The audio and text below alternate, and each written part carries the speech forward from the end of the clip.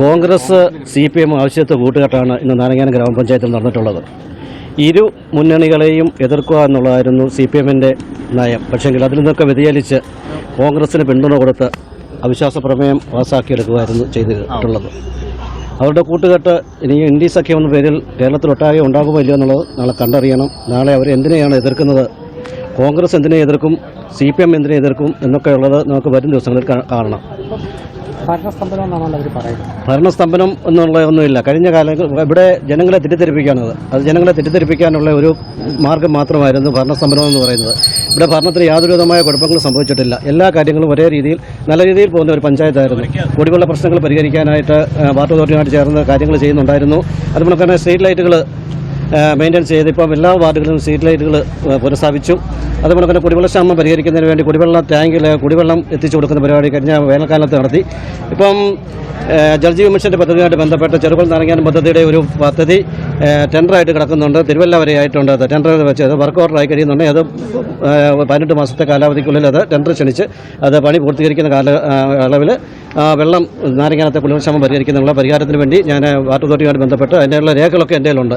അതേപോലെ നേതൃത്വം അറിയാതെ ഇങ്ങനെ നടക്കുന്നത് ഇത് പ്രാദേശികമല്ലല്ലോ. നേതൃത്വം കൂടെ അറിഞ്ഞുകൊണ്ട് തന്നെയല്ലേ കാര്യങ്ങൾ ചെയ്യുന്നത്. നാരങ്ങാനം പഞ്ചായത്തിലെ ഏറ്റവും വലിയ പ്രശ്നം എന്നത് കുടിവെള്ള പ്രശ്നമായിരുന്നു. അത് പരിഹരിക്കപ്പെടുന്നതിന് വേണ്ടി ഞാൻ പല കാര്യങ്ങളും ഇവിടെ ചെയ്തിട്ടുണ്ട്. അതേപോലെ തന്നെയാണ് ഒരു സ്റ്റേഡിയം ഇവിടെ ഇല്ല.